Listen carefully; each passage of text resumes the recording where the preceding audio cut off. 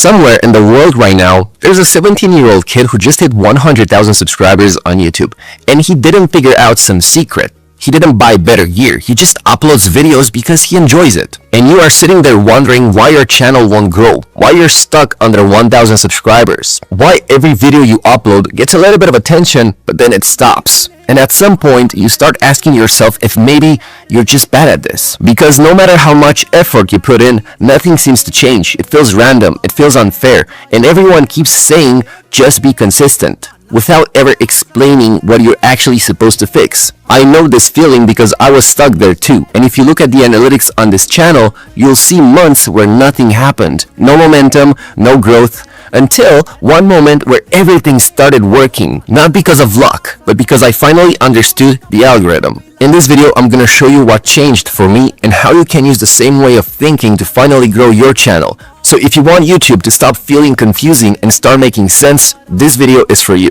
Let's start with a simple story. Imagine you walk into a big store and you ask someone for help, but you don't explain what you want. You say, I need something.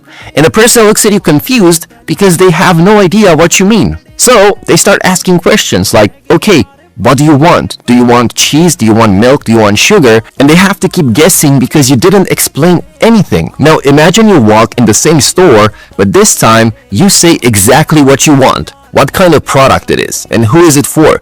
Suddenly, the person doesn't need to guess anymore. They don't need to ask 10 questions. They know exactly where to send you. That person is the YouTube algorithm.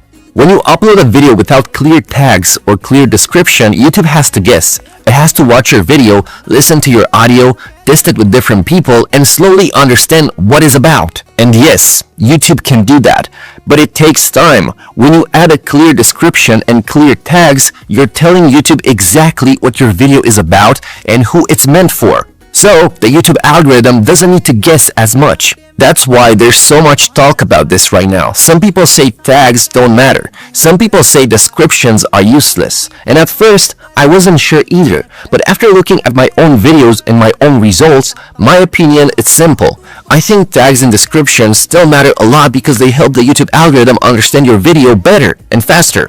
Can you upload a video without tags and descriptions and still get views? Yeah, that can happen. YouTube will still understand your video over time, but in my experience, it takes longer because you're making YouTube make all the work on its own. That's exactly why I always use tags and long descriptions. And if you open my videos, you'll see that I explain what the video is about and I include tons of keywords in my descriptions. And to make this fast and easy, I use a tool where all I do is copy my video title, pick my niche, and it gives me a full list of tags in seconds. Then I just copy them and paste them into my video, and I'm done. It's that simple. But even if YouTube understands your video, even if your tags are good and your description is clear, there's still one thing that matters more than all of that. And this is where many people fail. Think about when you start watching a TV show for the first time.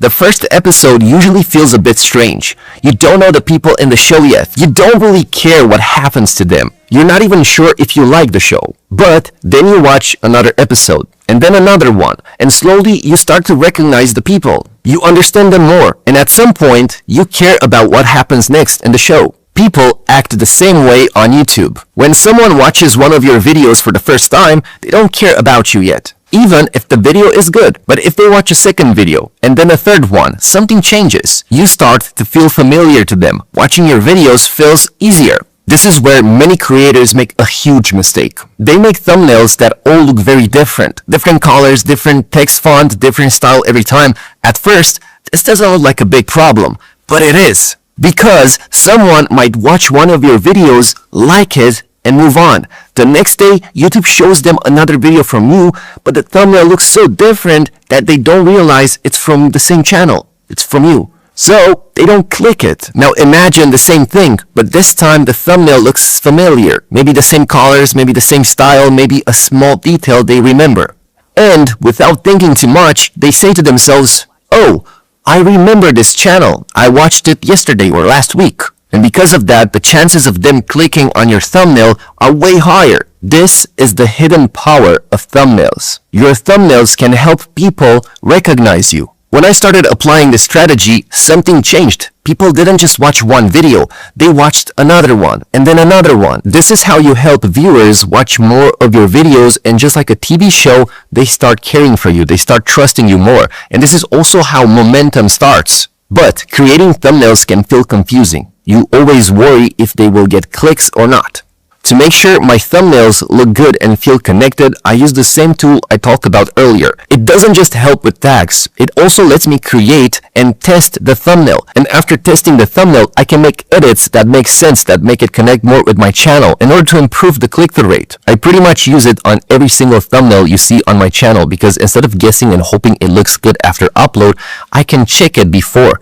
That way my thumbnails look clean, familiar, and easy to recognize. It's really why I think my channel blew up in the last 4 months just like that, because I was able to create thumbnails that connect to each other. So if you want to make better thumbnails that get clicks, I'm gonna leave a link down in the description to this tool where you can try it out for yourself. And like I said before, keeping your thumbnails connected helps build momentum, and momentum is very important on YouTube right now. But why? Why is momentum so important? And what is momentum really? Let me explain. Think about movies and TV shows. In 2023, around 10,000 new movies were made. At the same time, there were around 150,000 new TV show episodes, maybe even more. That means there are many more episodes than movies coming out every year.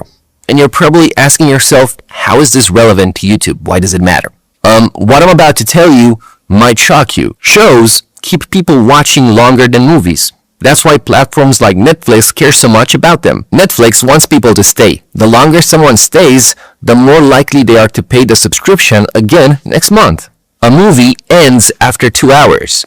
A show doesn't. A show can have many episodes, and each one can last an hour. That's how people keep watching, and that's how they keep paying again and again. YouTube works in a very similar way. YouTube doesn't really care about a video by itself. It cares about what the viewer does after watching that video. If someone watches your video and then closes YouTube, that's pretty bad. But if someone watches your video and then clicks another one, and then another one after that, YouTube likes that a lot. That's momentum. You've probably seen this on your own channel.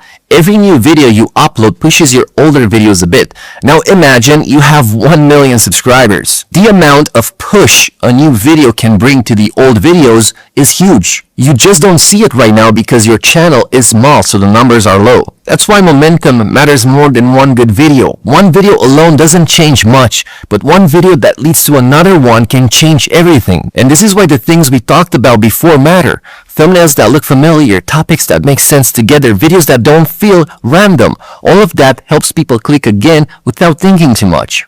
That's why I use this tool to create and test my thumbnails before I upload. I want my videos to look good next to each other. I want them to feel like they belong to the same channel. If you look at my channel, you can see how my videos connect, not just because of my face, but because they have a certain look. And I do that on purpose. But there's one more simple thing that helps build momentum, and most people don't use it, even though they've already seen it work many times in real life. Think about buying something online. You go to a website because you want one thing, maybe a keyboard for $30.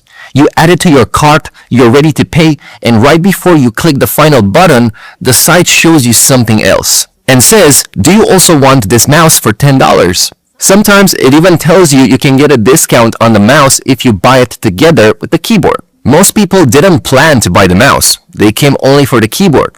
But in that moment, it makes sense. They already trust the site. They are already in the buying mood. So they add it to their cart and they buy the mouse as well. The same thing happens on YouTube. When someone finishes watching one of your videos, that moment is very important. They already stayed until the end. They already liked what they saw. They trust you more now. And instead of letting them leave and decide for themselves what to watch next, you can gently show them another video from your channel that makes sense to watch next. That's what it means to build your videos around other video. Your video shouldn't end with a silence or a goodbye and hope the viewer clicks something else on their own. It should guide the viewer. It should say, hey, if you liked this video, you should watch this next video from me because you might like it as well. So when you write your script, you're not only thinking about this video, you're also thinking about the next video you want people to watch after it. And YouTube gives you an easy way to do this with end screens. At the end of your video, you can show another video from your channel. So when the viewer finishes watching, the next video is right there, ready to click. Now, if all of this feels a bit confusing or overwhelming, you're not alone. I've been doing YouTube for more than 10 years, and I know how lonely it can feel when you upload videos that don't get views. It makes you feel like you're not good enough and that you're never going to succeed, and that feeling sucks. I had days where a video didn't work and I couldn't let go. I changed the thumbnail in the evening. I waited, nothing happened. I changed it again. Then again, late at night, instead of sleeping or relaxing or playing video games, I was still thinking about one thing, the video, and why isn't it working? Not because someone forced me, but because I cared. Doing YouTube means dealing with emotions over and over again. Doubt, anxiety, comparing yourself to others, seeing people grow faster than you and wondering what you're doing wrong. I just want you to note that those feelings don't mean you're failing. They mean you're trying. If you look at creators you admire today, every one of them went through this phase. But what separated them wasn't talent. It was that they didn't stop caring. They kept learning. They kept changing things. They kept showing up. If you expect YouTube to feel good all the time, you'll stop. If you accept that some days feel hard, you'll last. That's the difference. When people ask, how do I grow on YouTube? The real answer is not a trick, it's not a hack, it's not a setting. It's staying. Staying when it's quiet. Staying when it's uncomfortable. Staying long enough to get better. But as I've shown you in this video, there are ways you can speed up the growth of your YouTube channel. And this is exactly what I teach inside this video over here. So if you want to learn how to grow faster on YouTube and understand the YouTube algorithm, you should watch this video over here. And as you can see, I'm doing exactly what I've been teaching you inside this video. End your video and send the viewers to another video, which will help them. So if you want more help and if you want to grow faster on YouTube, click this video.